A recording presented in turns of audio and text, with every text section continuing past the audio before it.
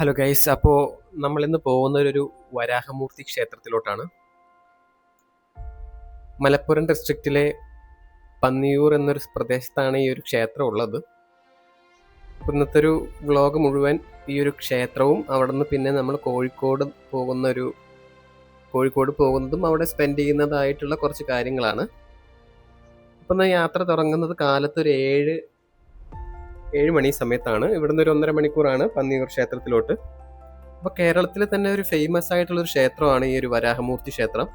ഭൂമി സംബന്ധമായ ആവശ്യങ്ങൾക്ക് വേണ്ടി അവിടെ പോകുന്ന ഒരു ഒരു ക്ഷേത്രമാണത്.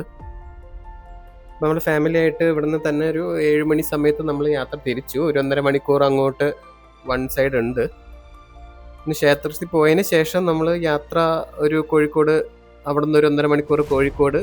അപ്പോൾ കോഴിക്കോട് നമ്മൾ ഒന്നും ആരും വിസിറ്റ് ചെയ്തിട്ടില്ല ഇതുവരെ. അപ്പോൾ ആ ഒരു കോഴിക്കോട് മിഠായി തെരുവും അവിടുത്തെ ഫുഡും എക്സ്പ്ലോർ ചെയ്യാന്നുള്ളൊരു മൈൻഡ് സെറ്റിലാണ് യാത്ര തിരിച്ചത്. ഇപ്പോൾ പോകുന്നത് കുന്നംകുളം ഒരു നാഷണൽ ഹൈവേ റൂട്ട് കണക്ട് ചെയ്തിട്ടാണ്.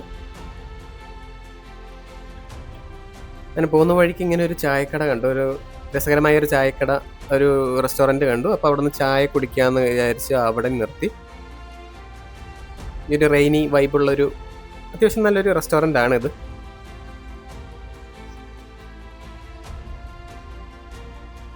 നമ്മൾ കഴിഞ്ഞ വീഡിയോയിലെല്ലാം ഡസ്റ്ററിൻ്റെ ഒരു ഡെലിവറിയും അതിൻ്റെ ഒരു 1000 കിലോമീറ്റർ എക്സ്പീരിയൻസും ഷെയർ ചെയ്തിരുന്നു. അപ്പോൾ അതിന് ശേഷം ഉള്ളൊരു യാത്ര, ഫാമിലി ആയിട്ടുള്ളൊരു യാത്രയാണിത്. അങ്ങനെ മലപ്പുറത്തുള്ള ഒരു പന്നിയൂർ ക്ഷേത്രത്തിലോട്ട് എത്തി. ഇതാണ് ആ ഒരു ക്ഷേത്രത്തിൻ്റെ എൻട്രൻസ് വരുന്നത്. ഒരു പാടത്തിൻ്റെ നടുക്കായിട്ടുള്ളൊരു ക്ഷേത്രമാണിത്. അത്യാവശ്യം നല്ലൊരു അറ്റ്മോസ്ഫിയറും ആംബിയൻസും നല്ലൊരു രസകരമായുള്ളൊരു ക്ഷേത്രമാണ്. ഒരു 8:30-9:30 സമയത്താണ് ഇവിടുത്തെ പൂജാകർമ്മങ്ങളെല്ലാം. അപ്പോൾ ആ ഒരു സമയത്തിനുള്ളിൽ നമ്മൾ അവിടെ എത്തി അവിടുത്തെ പൂജകളെല്ലാം ചെയ്ത് കുറച്ച് ടൈം അവിടെ നമ്മൾ സ്പെൻഡ് ചെയ്തു.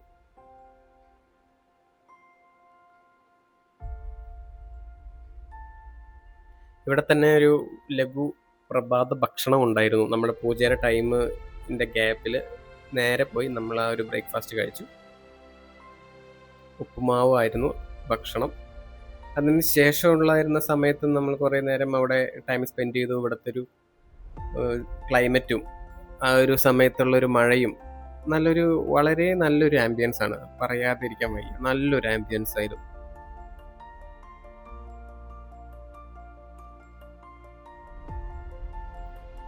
അത് കഴിഞ്ഞ് നേരെ വിട്ടത് കോഴിക്കോട് ബീച്ച്, കോഴിക്കോട് ഡിസ്ട്രിക്റ്റിലോട്ടാണ്.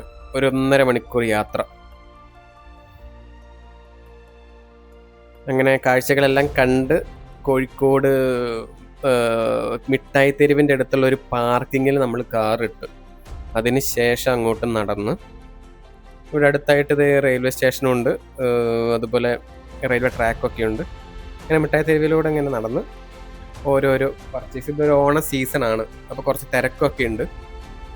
അപ്പോൾ അവിടെ നിന്ന് നമ്മൾ കുറച്ച് ഷർട്ടും ഡ്രസ്സുകളും അതുപോലെ ഈ മധുരമുള്ള ഫേമസ് കോഴിക്കോടൻ ഹൽവ, അതുപോലെ കുറച്ച് ചോക്ലേറ്റ്സും ഓണത്തിനായിട്ടുള്ള കുറച്ച് പർച്ചേസ് എല്ലാം ചെയ്ത് നമ്മൾ തിരിച്ച് വീണ്ടും കാറിട്ടോട്ടേക്ക് നടന്നു.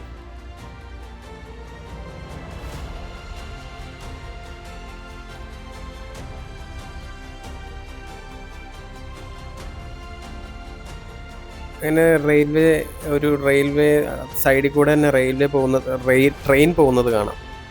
അങ്ങനെ നമ്മൾ കുറച്ച് പർച്ചേസൊക്കെ ചെയ്തിട്ട് നമ്മൾ തിരിച്ച് അങ്ങനെ കാറിലോട്ട് നടക്കുന്നൊരു ഇതാണ്. ശേഷം അവിടുത്തെ ഫേമസ് ആയിട്ടുള്ള 2 റെസ്റ്റോറൻ്റ് ഉണ്ട്.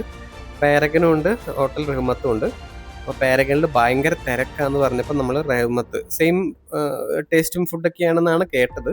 അങ്ങനെ ഹോട്ടൽ റഹ്മത്തിൽ കയറി നമ്മൾ ഡ്രാഗൺ ചിക്കനും അവിടുത്തെ ഫേമസ് ആയിട്ടുള്ള മറ്റേ biryani, special biryanis, prawns, chicken, beef, അങ്ങനെയുള്ള ബിരിയാണികൾ നമ്മൾ കഴിച്ചു. ശേഷം പോയത് നമ്മുടെ ഫേമസ് ആയിട്ടുള്ള കോഴിക്കോട് ബീച്ചിലോട്ടാണ്. അങ്ങനെ ബീച്ചിൽ കുറച്ച് ടൈം നമ്മൾ സ്പെൻഡ് ചെയ്തു.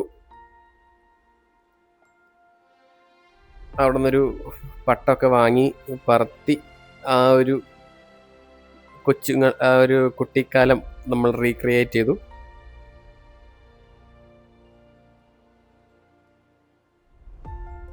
അത്യാവശ്യം വലിയൊരു ബീച്ചാണിത്. ഈ ഒരു ബീച്ച് നല്ലൊരു ആംബിയൻസ് ആണ്, നല്ലൊരു ടൈം സ്പെൻഡ് ചെയ്യാൻ പറ്റിയതാണ്.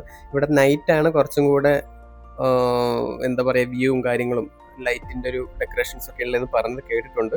പക്ഷെ നമ്മൾ അത്രയും സമയം നിൽക്കാനായിട്ട് അവിടെ നിന്നില്ല. കാരണം വെച്ചാൽ സൺസെറ്റ് കണ്ടതിന് ശേഷം നേരെ തിരിക്കണം എന്നുള്ളൊരു ഒരു പ്ലാനിലായിരുന്നു വന്നത്. പട്ടം മുഴുവനും നമ്മൾ അഴിച്ച ശേഷം, പറത്തിയതിന് ശേഷം അത് ചുറ്റാനുള്ളത് അച്ഛന് കൊടുത്തു. അച്ഛന് ആ ഒരു ടാസ്ക് കൊടുത്തു. ഇതുപോലെയുള്ള കുറച്ച് കൺസ്ട്രക്ഷൻസ് ഒക്കെ ഈ ഒരു ബീച്ചിലുണ്ട്. കുറച്ച് ടൈം സ്പെൻഡ് ചെയ്യാൻ പറ്റുന്ന നല്ലൊരു ബീച്ചാണ്. ഇവിടെ കുറേ വെറൈറ്റീസ് ആയിട്ടുള്ള ഫുഡ് ഐറ്റംസ് ഉണ്ട്. ഇത് ഇപ്പോൾ ബീച്ചിൻ്റെ സൈഡാണ്. ഇവിടെ നമുക്ക് കുറച്ച് ഉപ്പിലിട്ടതും അതുപോലെ മധുരമുള്ള ഐറ്റംസും ഈ ഫ്രൂട്ട്സ് അതുപോലെ വെജിറ്റബിൾസ് അതിൻ്റേതായ വെറൈറ്റീസും അതുപോലെ ഇവിടുത്തെ ഫേമസ് ആയിട്ടുള്ള ഒരു ഐസ് ഇട്ടിട്ടുള്ള ഒരു സംഭവമുണ്ട്. ഐസ് ഇതുപോലെ എടുത്തിട്ട് അതിന് മധുരവും കുറച്ച് എസൻസ് ഒക്കെ ഒഴിച്ചിട്ടുള്ളൊരു ഐറ്റം, അതിൻ്റെ പേര് ഞാൻ മറന്നു. ആ ഒരു സംഭവം ഇവിടെയുണ്ട്. അപ്പോൾ അത് ഞങ്ങൾ ഒന്ന് ഓർഡർ ചെയ്തു. അതും കഴിച്ച് ഇങ്ങനെ നടന്ന് അതിന് ശേഷം കുറച്ച് നേരം കൂടെ സൺസെറ്റ് കാണാനായിട്ട് അവിടെ ഇരുന്നു. നല്ലൊരു വൈബാണ് ഈ ഒരു സമയത്ത് ബീച്ച് വരുന്നത്.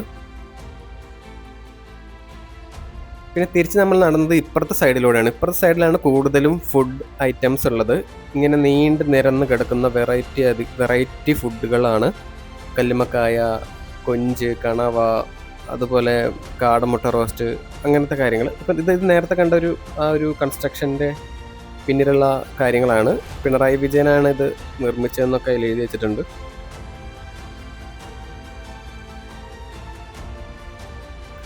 ഒരു 10 മിനിറ്റും കൂടെ അവിടെ ഇരുന്നതിന് ശേഷം നമ്മൾ ആ ഒരു ബീച്ചിൽ നിന്ന് തിരിച്ചു.